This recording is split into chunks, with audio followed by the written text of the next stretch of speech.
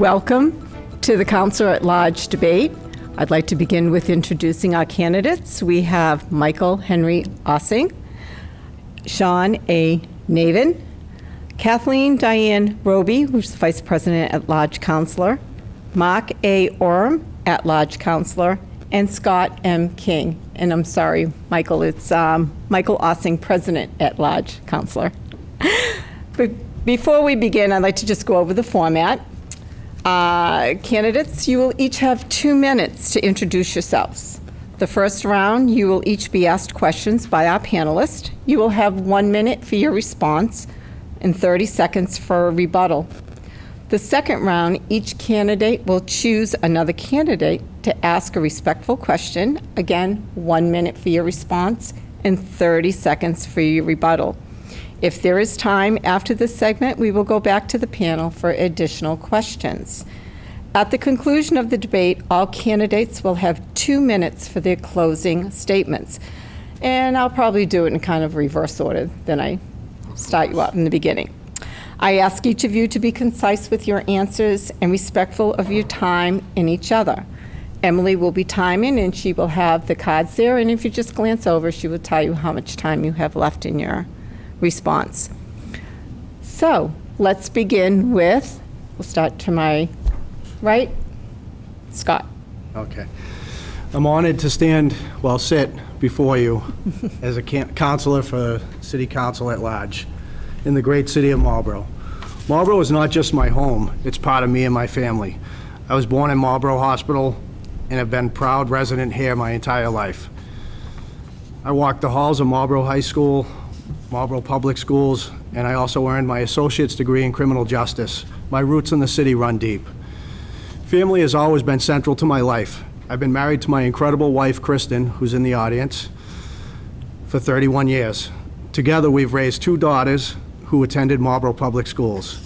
Now, we're blessed to watch my granddaughter grow in these same schools. Our commitment to this city is not just political, it's personal. We're homeowners here. Our family and friends reside here. I'm also a proud Army veteran, having served in Iraq in 2004 and 2005. I'm a retired police officer. Following my military service, I decided to pursue a career in real estate.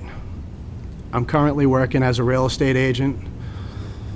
During my time on the police department, I experienced a full spectrum of police work, from becoming a rape aggression defense instructor, to riding the police motorcycle, to a squad leader to the Junior Police Academy. I was also a school resource officer for Aspet Valley Regional High School. My commitment to this community was acknowledged when I was inducted in the Hall of Achievement at Aspet Valley. My journey to become Counselor at Large stems from my deep desire to continue serving the city I love. I've seen Marlborough evolve, and I want to ensure the growth benefits our community and the residents. My core values, loyalty, duty, respect, selfless service, honor, integrity, and personal courage are the foundation upon which I approach this new endeavor. Thank you. Katie? Thank you. I want to thank WMCT-TV and the Marlborough Chamber of Commerce for offering this opportunity to discuss the issues with the Council at Large candidates. I am not from Marlborough or from Massachusetts. I was born and raised in Missouri, known as the Show Me State. I graduated from high school, but I did not go on to college. During high school and after graduation, I was fortunate to be hired at many jobs where I learned on the job. After moving to Iowa, I met my future husband, Eric Bauer. We were married in 1982, and in 1983, we moved to Massachusetts. We spent several years living in what's known as the nurses' home at Eastleigh Farm in Framingham. When our family, that was now 3, was going to get bigger, we looked for a house. We moved to Marlborough in 1989. So although I'm not from Marlborough, Marlborough has become my home, and I want to thank all the people who have welcomed me and my family to be a part of this thriving city. Our 2 children are both graduates of Marlborough Public Schools, K-12, and have gone on to college and are out in the working world. Our daughter lives in California, and our son still lives in Marlborough. I thank the voters who have allowed me to serve as one of your at-large city councilors for the past 12 years and ask for your vote so that I may continue to serve as one of your at-large councilors for the next 2 years as we continue to make Marlborough a great place to live, work, and play. Thank you. Michael? I'm currently serving my 12th term as your counselor at large. I'm running because I believe my experience, education, and passion for a government that solves problems will ensure that Marlborough plans for and prospers in the future. I'm 64 years old and have lived in Marlborough for 62 years. I've been married to my lovely wife, Linda, for 33 years. We have 2 wonderful children, Kaylin, age 32, and Cam, age 31. I graduated from the Marlborough Public School System and received my Bachelor of Science degree in Nuclear Engineering from the University of Lowell. I am retired after being employed at the Seabrook Station Nuclear Power Plant for over 35 years. At Seabrook Station, I've held various engineering, project management, and leadership positions, including licensing manager and engineering programs manager. 2 significant differences between me and the other candidates: leadership and financial acumen. My council colleagues acknowledged my leadership skills by unanimously electing me City Council President for 4 consecutive years. I've guided the City Council through COVID, as well as leading the council to secure over $7 million for the West Side Fire Station. I have drafted the order that has saved Marlborough residents in the municipal aggregation program over $17 million since 2019. Last winter alone, Marlborough residents saved an average of over $147 a month on their electricity bills. My knowledge of city finances is unmatched by any of my colleagues and has guided Marlborough to multiple AAA bond ratings and the ability to fund the new Goodnow Brothers School and renovated library with minimal impact on the taxes. Recognizing the new mayor will not have the experience in finances, having a councilor at large with the experience will be vital for the city to continue to have the lowest tax rate around while providing outstanding services that make Marlborough the greatest city to live, work, and play. Thank you. Thank you. And Sean? Right, thank you. Good evening. Thank you to WMCT-TV and the Marlborough Regional Chamber of Commerce for hosting tonight's debate. And thank you to the other candidates up here, not only for being part of this discussion, but for stepping forward to run for office. My name is Sean Navin, and I currently serve as the Ward 6 City Councilor, a position I've had the honor of holding for the past 4 years. And this year, I am excited to be a candidate for Councilor at Large. My wife Jessica and I live on Bolton Street with our son Giovanni, who just turned 2. We're both proud graduates of the Marlborough Public School System, and we're thrilled to be raising our family in the city where we grew up. We were fortunate to be able to purchase our first home here and have had the opportunity to become even more involved in our community. I love serving on the City Council. Representing our neighbors at City Hall has been an incredible honor. It's a responsibility that I don't take lightly. With that said, you may wonder, why am I leaving my ward seat to run for a citywide position? The answer is fairly straightforward. As our family has grown, we're finding, like many people, that we are quickly outgrowing our house and are looking for a new home with a little bit more space. And anyone who has recently gone through the house hunt process will tell you it can be an extremely challenging experience. It's made even more difficult when limited to searching in just one ward. The open at-large seat has created an opportunity for my family to grow into a new home and hopefully for me to continue to do this job that I love for an even greater number of people. 4 years ago, I ran for City Council for 2 reasons: to serve my community and because I've always believed that local government is a place where you can make the greatest impact on people's everyday lives. I spent almost 20 years of my professional career serving in the public sector across all levels of government. Through this experience, I have learned the incredible value of communication, collaboration, and dependability. I go to work every day trying to make government more responsive and responsible. I'm proud of my efforts and the results they've produced. Our city is at a turning point. We're about to go through the most significant shift in leadership in over a decade. In January, we'll have a new mayor and at least 3 new city councilors. Many critical decisions about how the city will serve its residents will come before the council in the coming term, and I'm eager to use my experience to provide continuity through this change. I'm happy to be here tonight to join this discussion about how we can move Marlborough forward. Thank you. Okay, and Mark? Thank you. My name is Mark Oram, and I am a candidate for an at-large councilor position. I'd like to thank the Chamber of Commerce and WMCT-TV for allowing us to participate and be broadcast. And as important, I'm very happy that it will be broadcast to the listening audience who need to see what they get. You know, we're up here trying to sell ourselves. I'd also like to thank the voters of our great city for allowing me to serve as one of your city councilors in Ward 6 for 12 years, and again, as a councilor at large for the past, I think it's the past 12 years.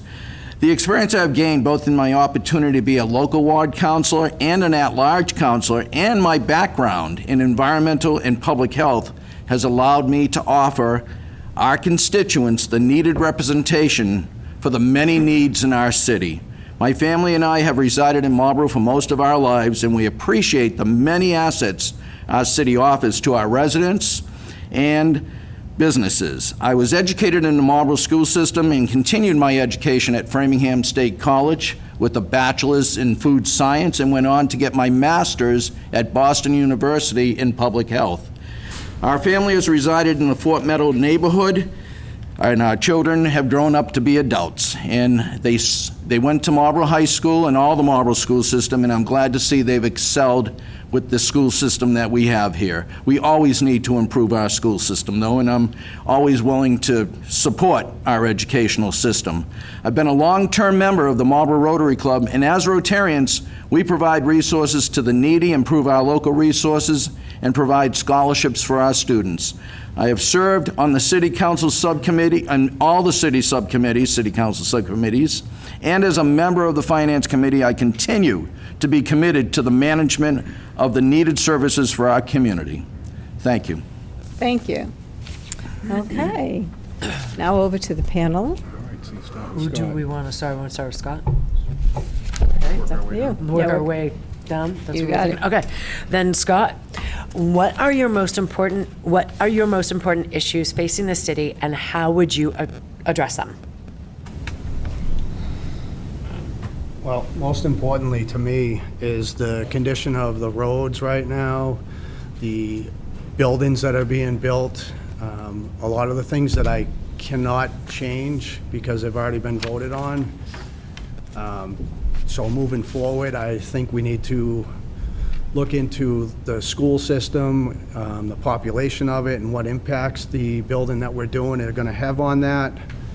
I think a lot of the mental health services and the addiction services need to be looked into. I'm also I was a retired police officer, so I know that the police department's understaffed. I spoke to the fire department, they're understaffed. So there's a lot of issues that need to be addressed due to the growth of the city. And we can get into the fire station later if I get asked that question. Okay, thank you.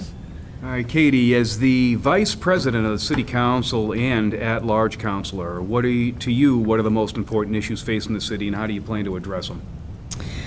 For me, the issues currently in the city are our roads and the sometimes lack of money to fix all of them that seem to need to be fixed. Unfortunately, even with the new school that was built, we are overcrowded, and we'll be looking at another school project in the near future.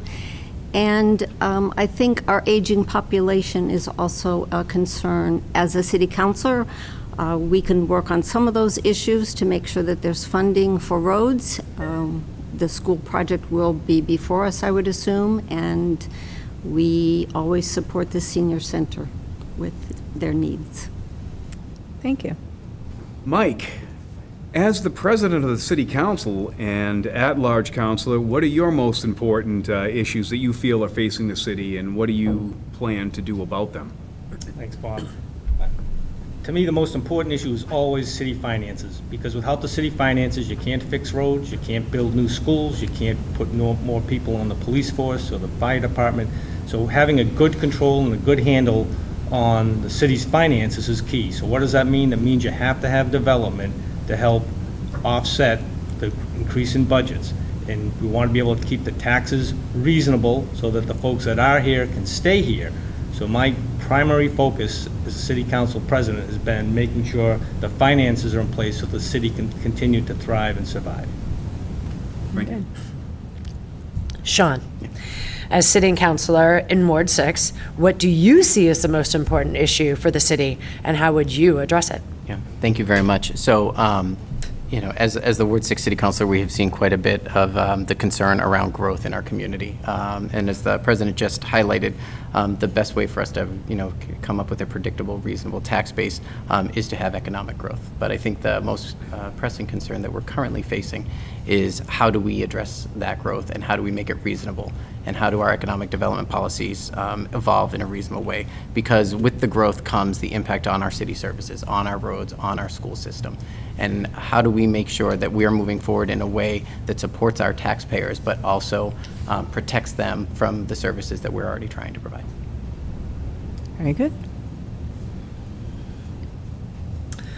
Mark, as an at-large counselor, what are your most important issues facing the city and how would you address them? Thank you for that question. I was ready for it. It's kind of obvious. Well, obviously, managed appropriate growth is what we should be looking at. Not just growth, but managed and appropriate. We don't want overgrowth. We need growth for our financing, but again, appropriate. So that's one of my key issues.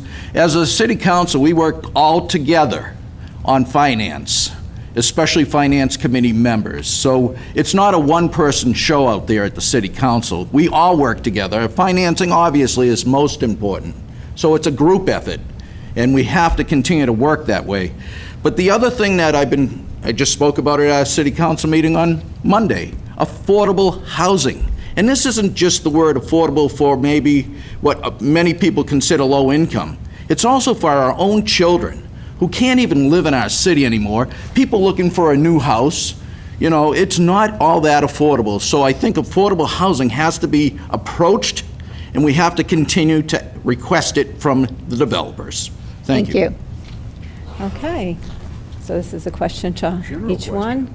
General questions. Why don't you start? Ask a question, Okay, well, we- and I'll point who's going to All start right. the answer. Well, we discussed this during the mayoral debate. A couple of Marlborough hotels are offering shelter to a large influx of immigrant families from countries in turmoil. And the question is, how would you address the situation?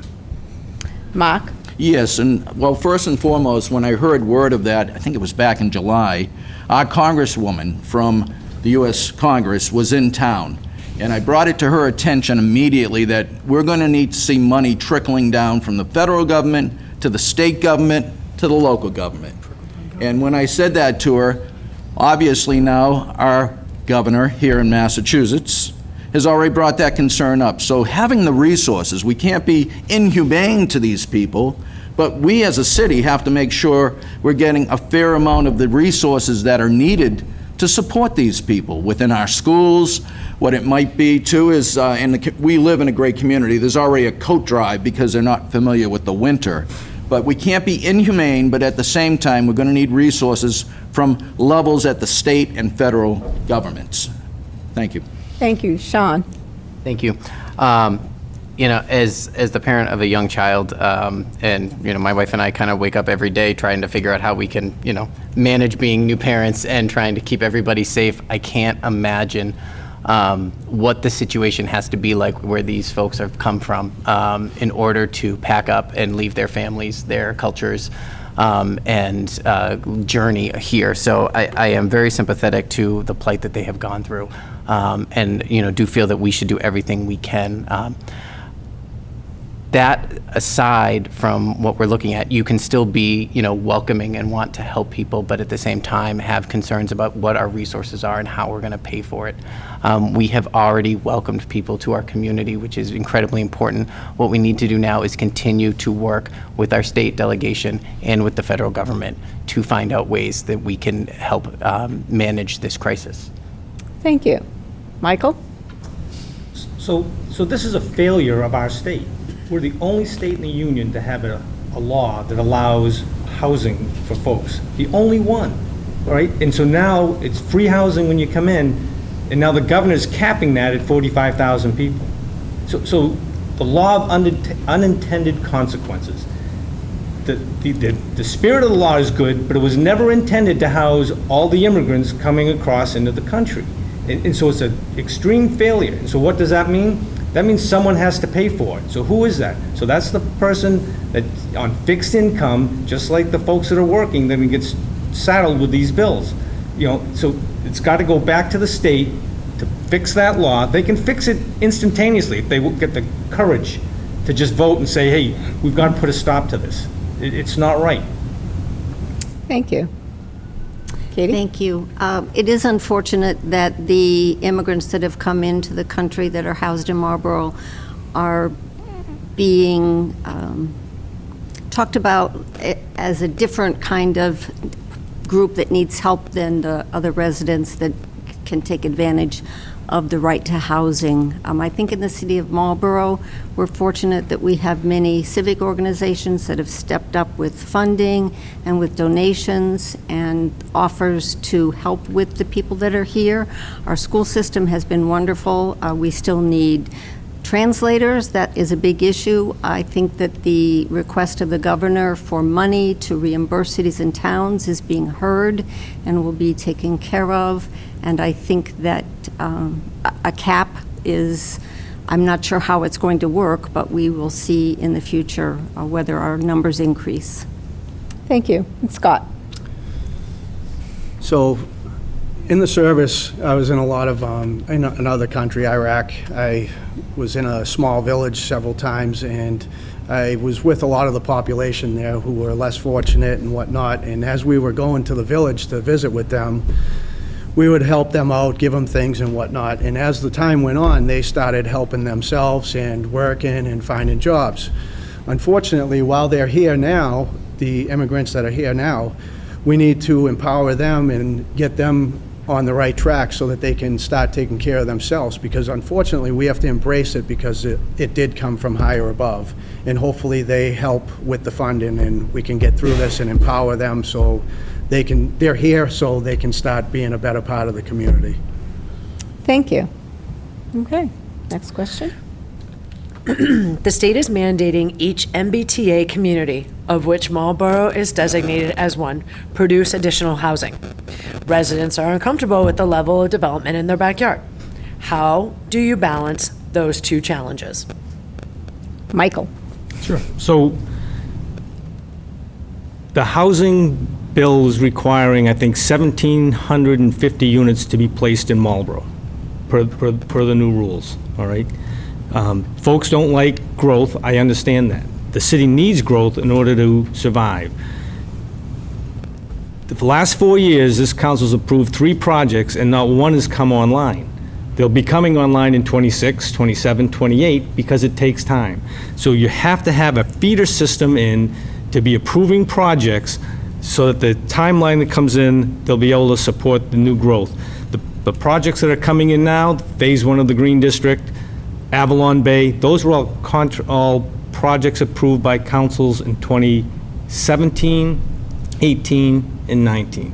The projects that we've approved in the last 4 years, as I'm being the council president, none of those have come to fruition yet.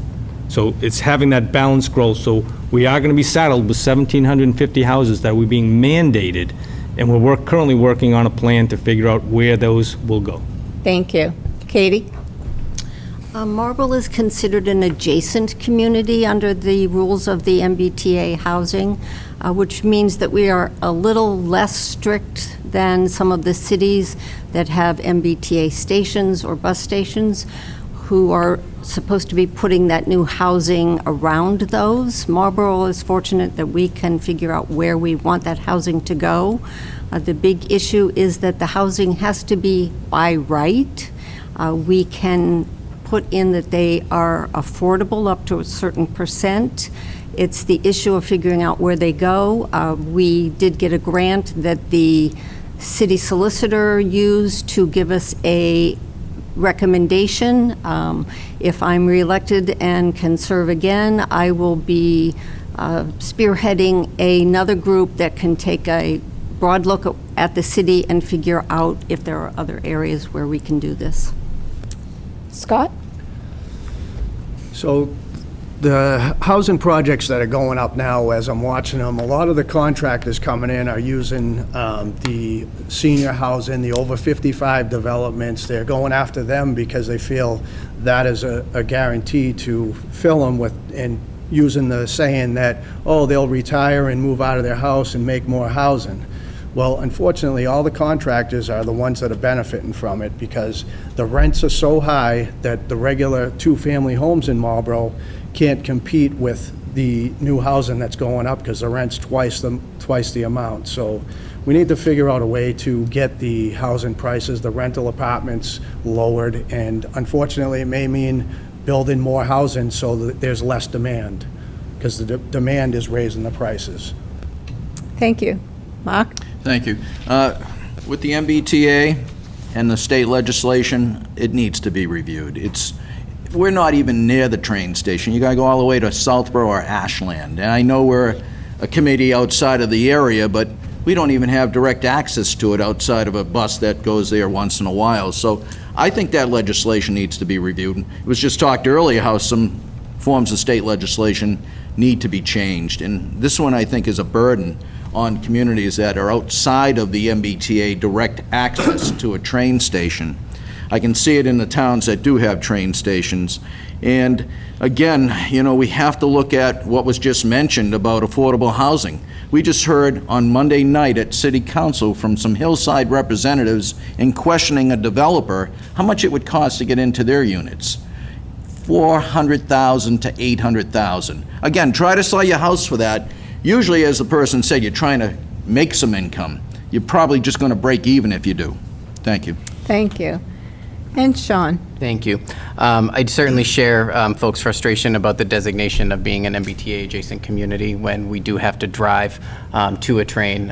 We are not building the type of housing I think that's envisioned in the law. However, Massachusetts is in a housing crisis, and I don't foresee the legislation being repealed. I feel, especially with the governor's housing bill that was filed last week, that they're going to look to continue to go further. So what we need to do is make sure that the housing that we do build and that we do greenlight is in the correct areas. And then we have to make sure that when they are built, they're doing so in a way that can help not only just, provide the amount of housing we have, but help revitalize neighborhoods. It's why, I think that the corner of Mechanic and Lincoln is going to be a great project because not only is it going to provide a substantial amount of housing, but it's also going to transform a corridor that we desperately needed. It's why the Green District works. We need to be very thoughtful about where we greenlight apartments so that the impacts on traffic and everything else is mitigated. And so our community isn't bearing the burden and not being justified by the economic benefit. Thank you. Okay, we're going to move on to the second segment where each of you get to ask another candidate a question. And we're going to begin with Katie. Do I get to pick who I ask? You get to pick whoever you want. We were being told who. All right. Councilor Oram, you voted no for the special permit for Post Road Realty's Phase 3 and 4 project on Cimarano Drive that would add another $1.2 million to the West Side Fire Station stabilization account the council set up to help with the cost of the future fire station. In your remarks, you said, we have other ways we can raise money as well, and we are going to need to raise more money than that. Obviously, I respect the facts we're trying to raise it, and I have other ideas. I think we can be raising money. What are those other ideas you have to raise funds for the West Side Fire Station? Sure. Well, you said it, West Side. What's on the west side? All our hotels. What do we do with the hotel money? It's a state legislative act that needs to be changed. We take $750,000 a year, I look at the audience a lot, I'm sorry, I'll look in the camera too, for economic development. I don't know of many economic development corporations in the state, nor do I know any economic development within a city or town's government that spends $750,000. That money could possibly be used for the West Side Fire Station because it's supporting those hotels and the residents down there. That's my idea. I'm glad you asked the question. And hopefully we can work towards changing that legislation, which I feel my hands are locked.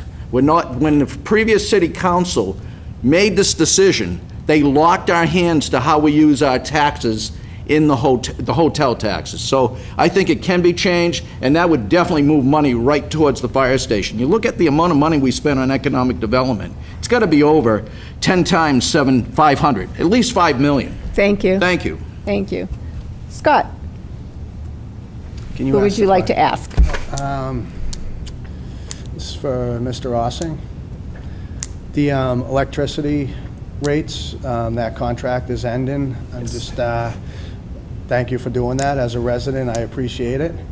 My question to you is the new contract, I saw it's a little bit higher, 14%, and is that a negotiable contract that you can follow up on and check out other companies, or is it just one?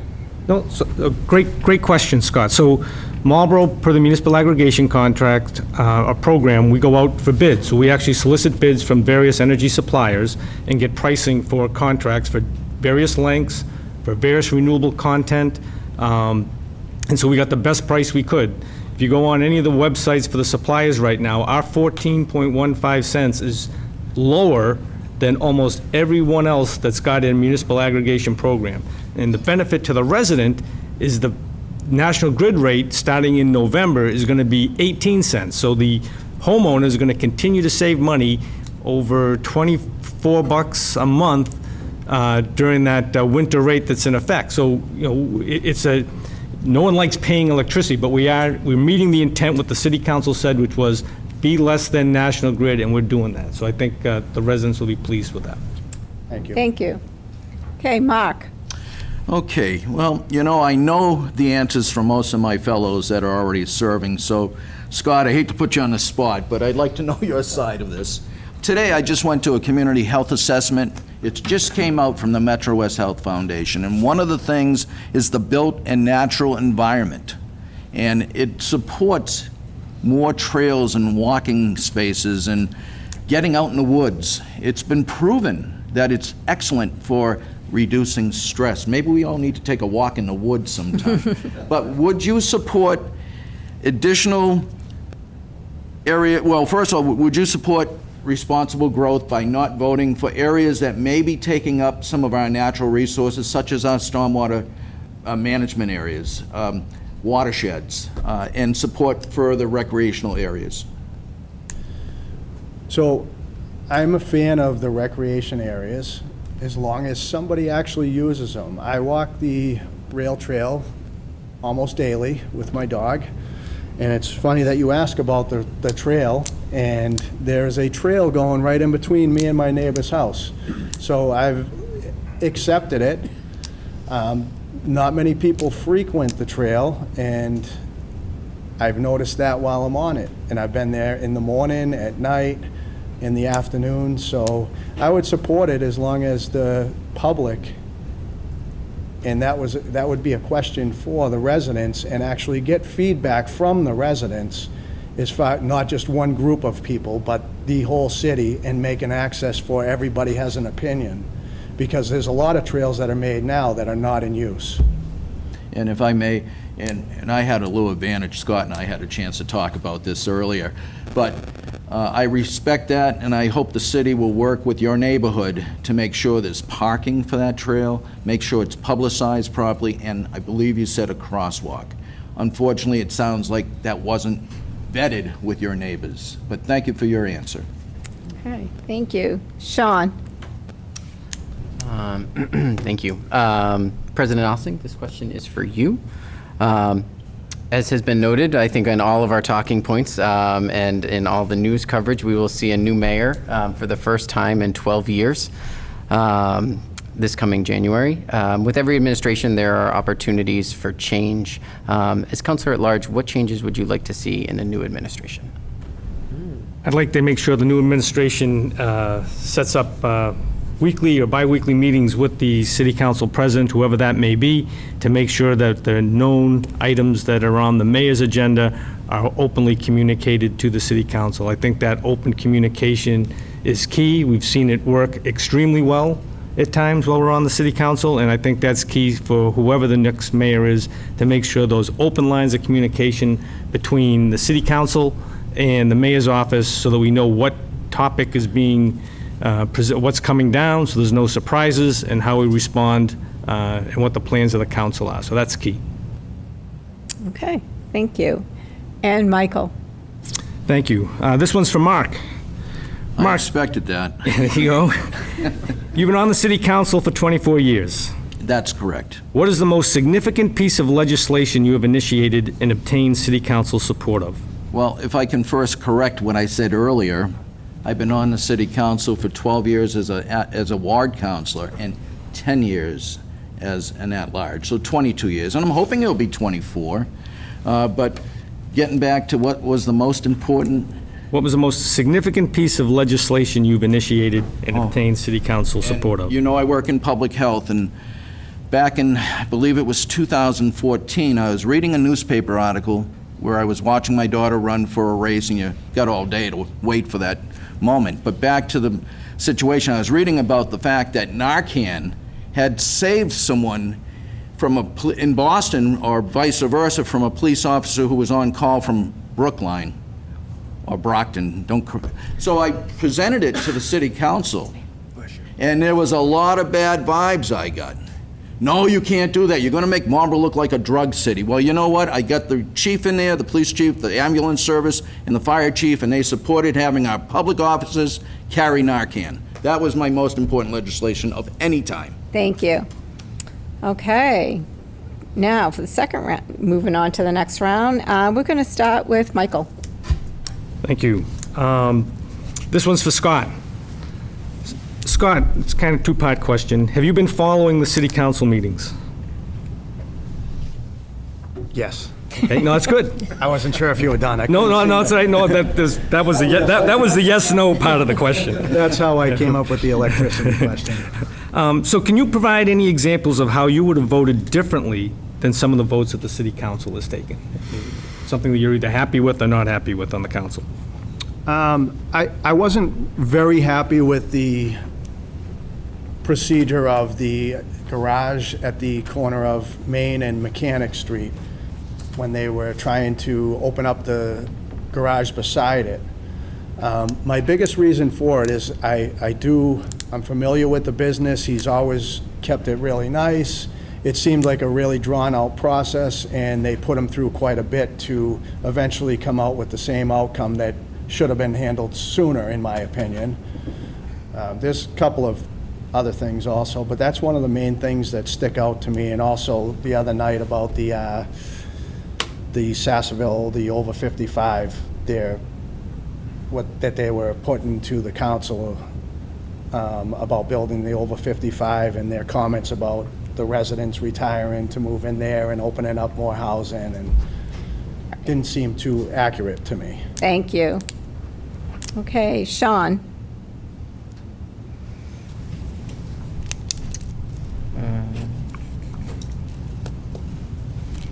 Scott, this one's for you. You're getting busy over there, so. That's all right. New guy. This is a bit of a lob. On your patch questionnaire, you noted some of the ways in which the city councilors were coming up short is communication and public safety. And I was wondering if you would tell us a little bit more about that. Coming up short in communication with Well, public safety? the question said failed, but that was, putting words in someone's mouth, so I didn't want to keep it positive. Well, one thing is the radios, which has now been voted on it, and that was one of my issues, because when I did work patrol, when I was at Assabet, my radio didn't work in Assabet. I had several emergencies, was told the chief about it several times. They never addressed the radios. So I would have to go outside of the school or send somebody outside of the school to call the station on the radio, and my cell phone would not work, which is my personal cell phone, which I used when I was on patrol also, because Marlborough Hospital, the mall, it's a big deal. So that's where I feel they failed. And also, they never really, the police are doing a good job, in my opinion, because the public doesn't know what's actually going on in Marlborough. So I have a lot of issues that are going on. There's Thank you. addiction, things like that. Okay. Mark? Sure. Katie, I'll ask you this question.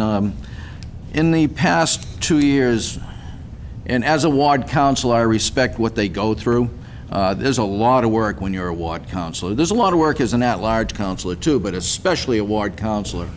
What have you done to support our local ward councilors on issues within their districts, within their wards?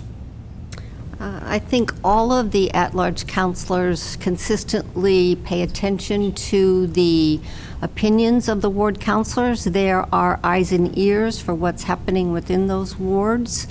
Typically, they would guide us in how we should vote occasionally. I don't vote the way that they do vote, and other people, other at-large counselors may also not vote that same way. Other ward counselors may not vote. But the process is to have them be able to give their input and respect that input and then make a decision. Is there any follow-up to a question, or no? Yeah. No, and I would only suggest that, and I do this all the time, if there's a ward issue, and I may recognize, I immediately involve the ward counselor. But not just that, there's better opportunity in numbers, and that's why I was asking that question, is do you join in and send an email to the mayor or the DPW? But the answer was there, so thank you. Scott? Who would you like to ask? So this one's going to be for Mrs. Roby. My concern is communication from residents to counselors, ward counselors, counselors at large. How do you normally respond, if at all, to residents that email you? I typically don't get an email from constituents. I'll get a phone call. Occasionally, we do, especially now that the city councilors have our own separate email, not a personal email. Sometimes a constituent would send an email to all of us with a specific concern that I feel is more the purview of the ward counselor or the mayor. So we deal with those. My phone is listed in the city information. The email is there. I welcome input from my constituents, and I always return phone calls if they leave a message on my phone. Okay, thank you. Can I just add one more thing? Do you respond at all to it, or you just to an email? Just curious. I will typically respond to an email. The City Council has recently been receiving emails from a constituent that we were advised to stop communicating with from the mayor's office. But I typically at least give them the kindness to know that I have read their concern and can do what I possibly can to help. So you do respond? I do. Okay. Okay, Katie? Oh, Yeah. my turn. Yeah, your turn. Okay. This question is for Councilor Navin. You've spent the last 4 years as a ward councilor working to benefit the residents of Ward 6. What do you see as the differences, challenges being an at-large councilor versus a ward councilor? Great. Thank you. So, yeah, and, as I noted, it has been a lot of fun these past 4 years. And I had big shoes to fill, taking over from Mr. Clancy when he retired. You know, the job of the ward councilor, some folks have already outlined here, is really to be the resident's voice at City Hall for the particular neighborhood. And when you're looking at the issues that come before the council, whether they be zoning or whether they be infrastructure issues, you are looking at them solely for the lens of that particular part of the city. It is both it can be both very freeing and also very frustrating to only be really looking at it with that dedicated lens. Because sometimes there are things that happen across the city that you perhaps should not be focusing as much on because you want to make sure you're supporting your residents. The benefit for being an at-large councilor, I see, is that you be able to look at things, policies, zoning, et cetera, from a global scale and be able to make decisions that will impact the entire city for the next generation. Okay, very good. Okay, Sean, you can start with asking someone on the... Councilor Oram, what is Yes. what is your number one priority for the council starting on January 1st, 2024? Well, it was mentioned earlier, more direct communication with the mayor on both ends. I always felt that was lacking, and that has already been mentioned by another person on this panel, on our panel, one of our city councilors. I think that's most important, as well as looking toward having a city planner. I've worked in municipal government, and I've never seen where there's not at least some type of a planner, might it be full-time or part-time. And it could have helped us, because it seems like zoning was always on a burden on the council, and we're trying our best, but it would have helped if we had someone assisting us city councilors on issues with zoning. Okay, thank you.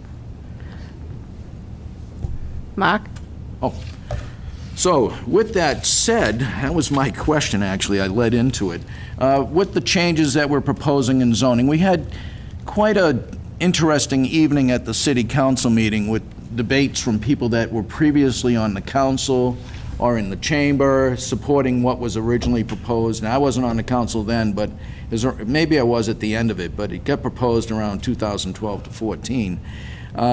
With that note, I know there's that resistance, but the question, I guess, will be I haven't asked you yet, Sean, what would be your view on moving forward with changing zoning so that it would be more appropriate, especially downtown Village? Thank you. Yeah, so I also was not on the council in 2014 when the city council created the Marlborough Downtown Village District. When it did so, it created a series of incentives that were aimed at developers that would spur development downtown, which is an admirable goal. I think we all want to see a revitalized downtown. I personally believe that these incentives went a little too far and left the city open to some unintended consequences that could hinder the long-term development and viability of our downtown. This was evident and came to a head when the development for the former Row property came before the City Council. The proposed zoning that we've been working on in the Urban Affairs Committee provides a series of guardrails that will prohibit developers from over-constructing buildings, making them more than 4 stories, and it will also increase the number of parking spaces that they'll be required to have. These are important issues. I think they will actually help the long-term viability of downtown, and I think we should continue to move forward with the process while taking on conversations with the community. Thank you. Thank you. Scott?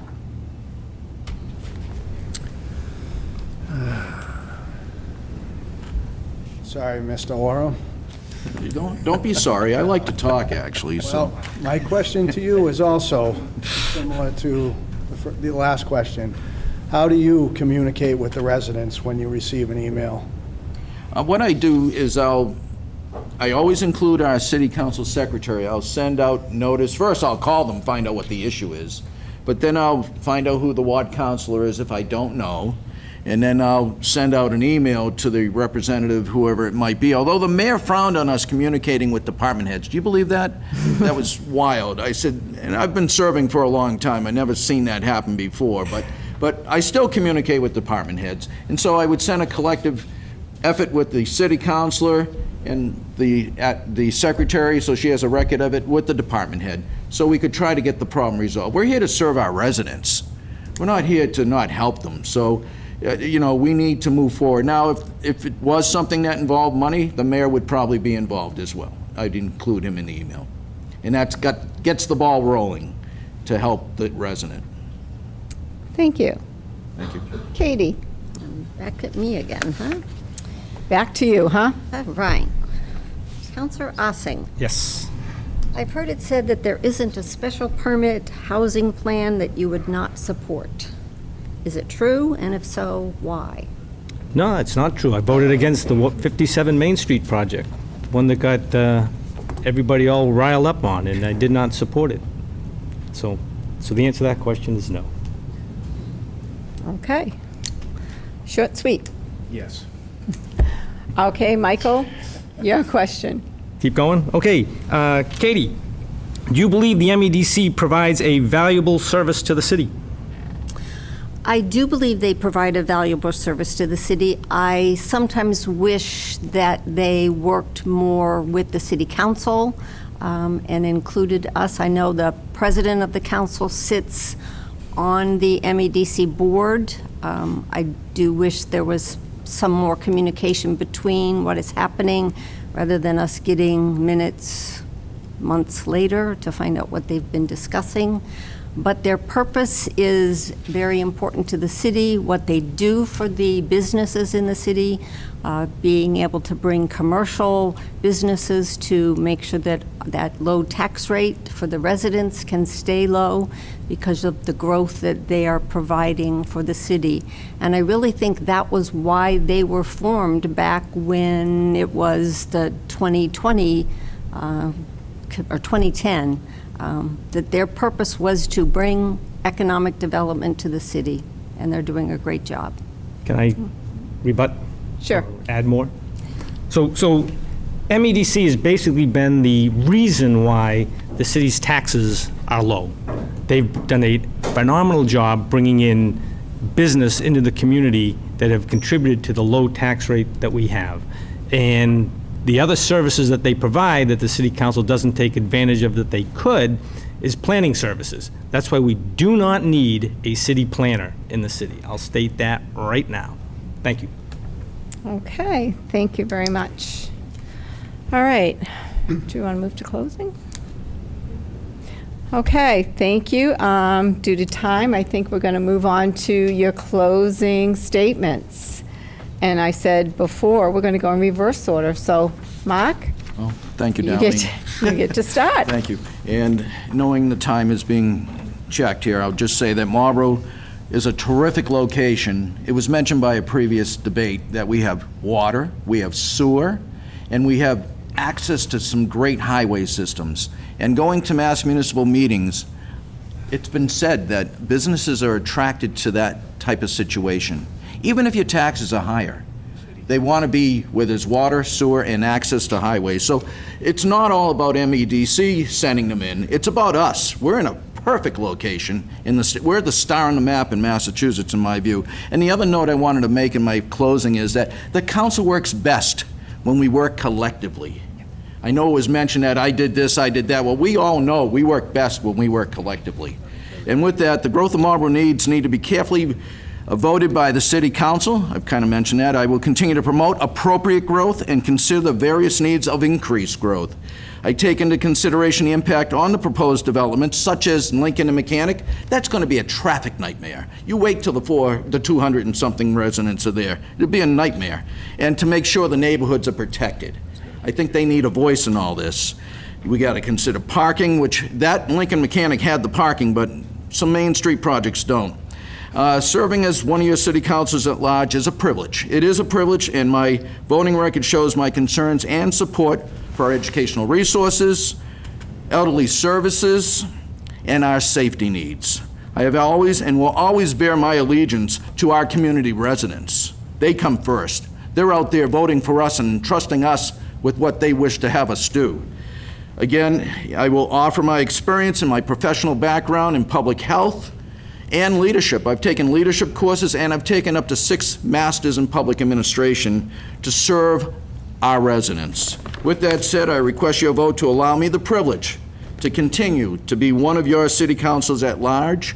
Please cast your vote, one of your votes at least, for Mark Oram for city councilor at large on Tuesday, November 7th, less than 2 weeks away. Thank you. Thank you. Sean? Thank you, Darlene, and Bob, and Julie, and Emily. Thanks to the Chamber, again, for stepping forward to organize all of these debates. Thank you especially to all of you who have taken the time to watch. As I said in my opening statement, I truly believe that local government has the greatest impact on our everyday lives. It is so important to be able to learn more about the candidates running to represent you and how each of us would make the decisions that are going to impact you.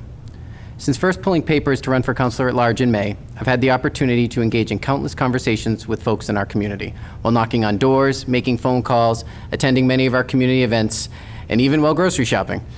Many of the topics that we have discussed here tonight are the concerns that I consistently hear from people about our city and its future. However, I've also learned through these conversations and my time on the council that what people are most interested in is making sure that there's someone at the other end of the phone when they have a question or a concern. They want to know that their counselor hears them and will put in the work to help them find an answer to their question. For the past 4 years, I've proudly been that counselor for the residents of Ward 6. The experience that I've gained as ward counselor and in my 20 years of public sector service has helped me develop the skills to address these concerns, instilled in me the importance of effective and efficient constituent services, and has helped me focus on the issues that I'm passionate about. issues that I believe make our city stronger and more sustainable. Responsible economic development, infrastructure investment, helping our aging and vulnerable residents, supporting our students, protecting our environment, and keeping property taxes reasonable. I look forward to continuing the work we've started and building on these skills and experiences to serve our broader community. I love our city. I'm proud of the progress we've made in these areas, and even more, I'm excited by our potential. I still believe that Marlborough's best days are ahead of us, and that we succeed when we work together. I hope you'll join us, and I respectfully ask for your vote on November 7th. Thank you. Thank you. Michael? I treat every request to spend your money seriously.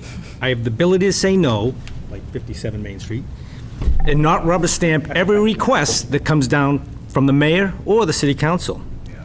Little experiment. Reach into your pocket, pull out your wallet or your purse. Well, pull Now up, look at the candidates. pull up my phone. Or your My new phone. wallet. Now look at the candidates. Who do you trust with your money? The councilors you elect will be spending your hard-earned money. You will need to decide which councilor at large do you trust with your money. I offer the citizens of Marlborough a council that is independent. I have accepted no money from individuals or special interest groups. I've used my money to run the campaign, not yours. Your money belongs in your pocket.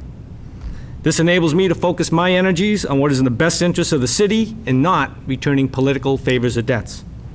I believe in spending my own money to demonstrate my commitment to the voters that I am worthy of representing the residents of Marlborough as their councilor at large.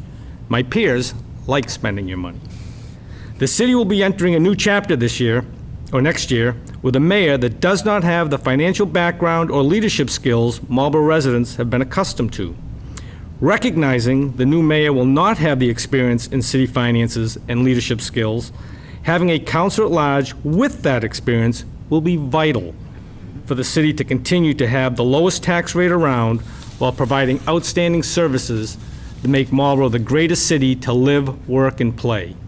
You have a unique opportunity on November 7th to select the team that will be representing the city. I want to be on that team.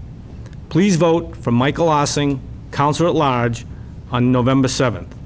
Thank you for listening. Thank you. Katie? Thank you. At a recent Women Elected Municipal Official event, I attended. The keynote speaker, former acting Governor Jane Swift, told attendees we needed to focus, similar to a question that was asked by to the ward councilors, our why. We needed to focus on our why. Why did we run for office? I served for 16 years on the Marlborough School Committee. What was my why? I wanted to be an active and committed voice helping make our school system a well-run and effective means of providing Marlborough's children with a quality education. In 2011, I ran for one of the 4 at-large seats on the City Council. What was my why? To bring value to the office through my experience on the school committee. For the past 12 years, I'm proud to serve as one of your at-large counselors. I have kept my promise to do my homework, read the documents, make the calls, talk to people, listen to people, and find the answers while working as hard as possible to balance not just the schools, but all the needs of our city with the resources we have at our disposal. On Tuesday, November 7th, the voters of Marlborough will go to the polls to effect change in the city, a new mayor, and an unknown number of new city councilors. My why hasn't changed. I remain an active and committed voice for the citizens of our great city, ready to keep asking questions and finding answers. I'm a proven leader who is ready to help these new councilors navigate this new landscape. I want to continue working as hard as possible with the next administration as we continue to balance the needs of the city with the resources we have. My name is Kathleen Roby, and I humbly ask for your vote on Tuesday, November 7th, to continue serving as one of your at-large councilors. Thank you. And Scott? So I decided to change my closing statement. I just wanted to address a few things. The fire station on the west side that needs to be built, I'd like to open that up to the public when I get in, if I get in. I have a bunch of ideas for that, maybe a substation, and that we need to, if we build a fire station, we need to have employees in the fire station, which we're lacking of right now with the stations we have. My experience as a police officer, soldier, school resource officer, real estate agent has prepared me to adapt, embrace, and resolve the issues that are best for all involved. And that's my concern, is all involved. Everybody needs to get involved in this. I took a step out of my comfort zone and decided to run for councilor at large. I could have ran for my ward, but I wanted to be a part of the whole city, so I did it. I look forward to November 7th. If you want to know any more information about me, please go on my website. It's www.kingatlarge.com. I'm on Facebook. I have a personal account. If you want to look me up, look me up. Those that know me know I'm a hard worker and I do what I say, and my name means everything to me. Thank you. Thank you. I'd like to thank all of you. It was a great debate. And I want to ask Steve. Steve's going to come up and give a little bit of closing here.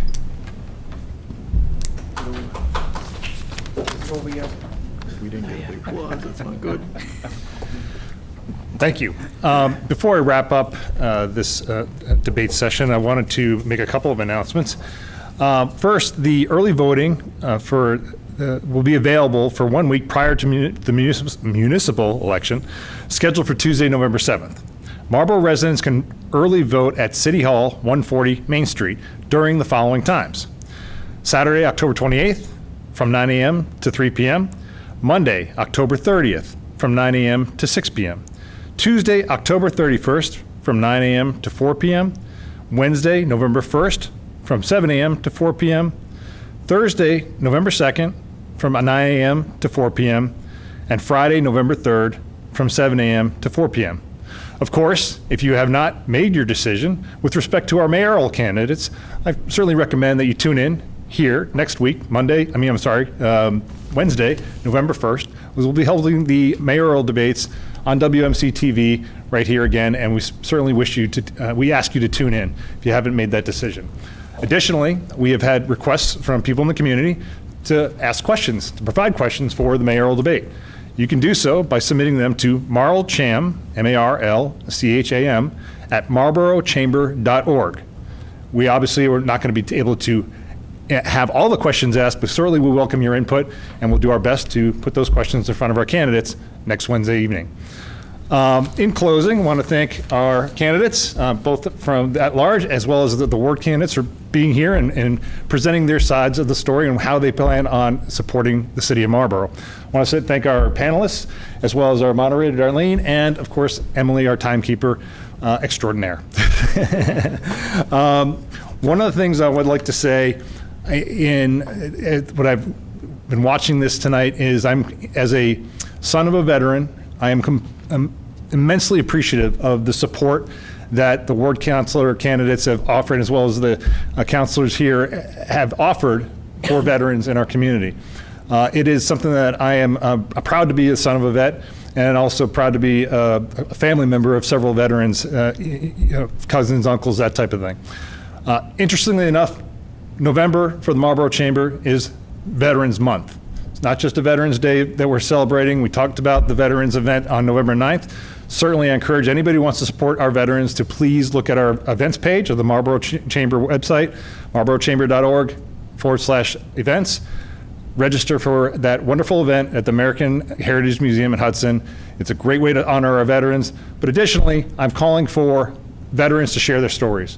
During the month of November, we will be sharing veteran stories on social media, LinkedIn, Facebook, and so forth. And I want to interview veterans to have them share their experience for serving in the armed forces and what it's meant to them in their life, as well as to their country, in terms of serving their country. So I welcome those people who would like to share their story in a 3 to 5 minute little video interview to reach out again through Marlcham at marlboroughchamber.org. We'll certainly entertain anybody we can, and I'm sure there'll be a lot of interest, and we've had already a lot of interest of that. So I welcome those opportunities to talk with veterans and present them to our community. Last but not least, I want to thank, again, all of our candidates for being here. I want to thank our panelists, our moderator, and our timekeeper once again. Thank WMCT-TV, and just in general, thank the community for the opportunity to present this debate to you. We are honored to do so, and we're proud supporters of the city of Marlborough and the residents in the community. So thank you, and that concludes this evening's debates.